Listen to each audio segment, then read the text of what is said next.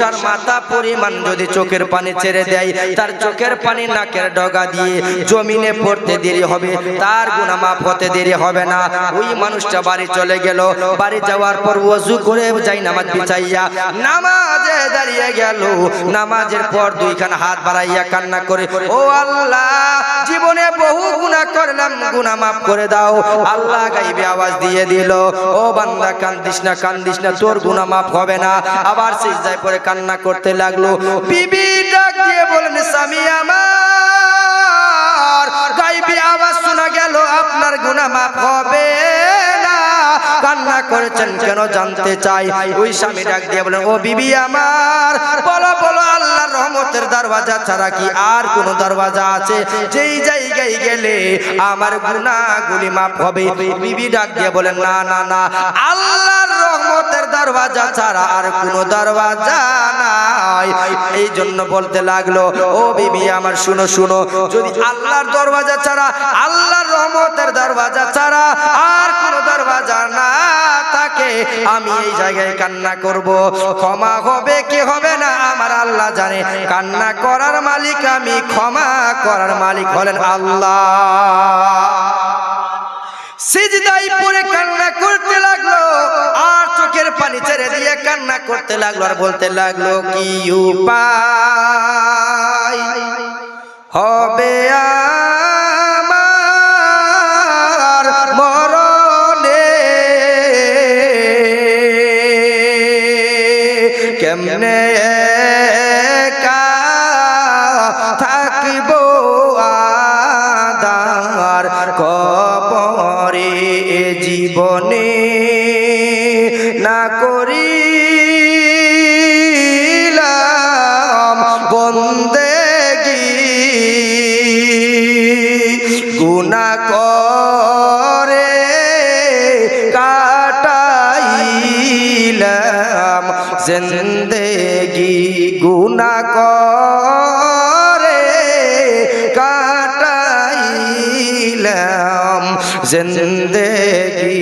তওবা করে আবার তওবা ভাঙ্গিলাম, তওবা করে আবার তওবা ভাঙ্গিলাম, অবশেষে কাটি তওবা করিলা, অবশেষে কাটি তওবা করিলাম। যত আল্লাহর ওলি গইল কান্দিয়া, গুনাহগার হইল গুনাহ করিয়া, আদর করিয়া আল্লাহ মানুষ বানায়া, আদর করিয়া আল্লাহ মানুষ বানায়া, কেমনে দিবা জাহান্নামে ফেলিয়া, বান্দা যখন জাহান্নামে জ্বলিবে, ও গো আল্লাহ, কেমনে যায়া দেখিবে জীবনে না করিলাম বন্দেগি, গুনাহ করে কাটাইলাম জিন্দেগি। এইভাবে কান্না করতে লাগলো। সিজদায় পড়ে এমন কান্না, এমন কান্না, কান্না করতে করতে করতে করতে চোখ থেকে যেন রক্ত বের হয়। হঠাৎ করে আরেকটা গায়েবী আওয়াজ, আল্লাহ বলেন, বান্দা কান্দিস না, যা যাও তোর কান্না আমি আল্লাহকে এত পছন্দ লেগেছে, তোর গুনাহ মাফ করতাম না, এমন কান্না করেছ, তোর কান্না এত মধুর কান্না, তোর কান্নার কারণে আমি আল্লাহ তোর জীবনের সব গুনাহ মাফ করে দিলাম। আল্লাহ বলেন, রে বান্দা, তোর নামটা এতদিন জাহান্নামের খাতায় ছিল, তোর চোখের পানির কারণে আমি আল্লাহ তোর নামটা জাহান্নামের খাতা থেকে কাটিয়া তোর নামটা এখন জান্নাতের খাতায় লেখা হয়েছে। আল্লাহকে রাজি করতে হবে। জীবনে যতই গুনাহ করেন না কেন, আল্লাহর রহমতের থেকে তো আর বেশি না। বান্দা যদি আল্লাহর কি বলে আসমানের সমান সমান গুনাহ করে ফেলে, আল্লাহর দয়া থেকে তো আর বেশি না। একজন ব্যক্তি মুসা নবীর জামানায় তার নাতি বুঝেন, ওই যে ছেলের ছেলে নাতিকে নিয়ে একটা জঙ্গলের মধ্যে চলে যায়। যেতে যেতে মুসা নবী একদিন জিজ্ঞেস করলেন, আল্লাহ আমি মুসা নবী জানতে চাই, আল্লাহ বলো আমার উম্মতের মধ্যে সব থেকে বড় গুনেহগার কে?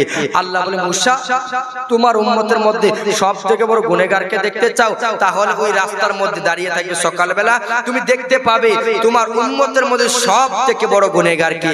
আমার কি বলে মুসা নবী রাস্তার মধ্যে দাঁড়িয়ে আছে, হঠাৎ করে একজন ব্যক্তি বয়স্ক মানুষ তার পোতাকে নিয়ে চলে আসছে।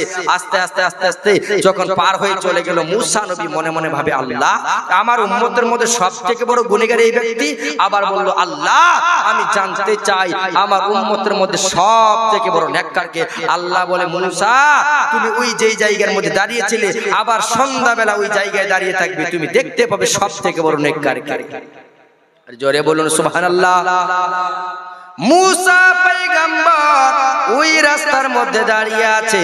যখন দাঁড়িয়ে থাকলো, থাকার কিছুক্ষণ পর ওই বয়স্ক মানুষ আবার তার পোতাকে সঙ্গে নিয়ে চলে আসছে।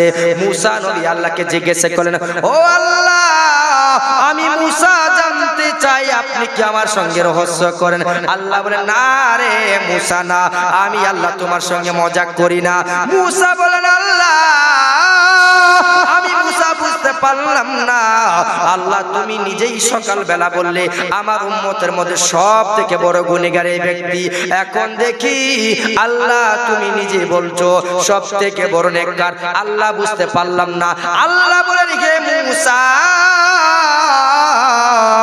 তোমার ওই উম্মতটা যখন তার পোতাকে নিয়ে জঙ্গলের মধ্যে গিয়েছিল, তার পোতা জিজ্ঞেস করলো, দাদু তুমি বলো এই জঙ্গলের থেকে বড় কি কিছু আছে?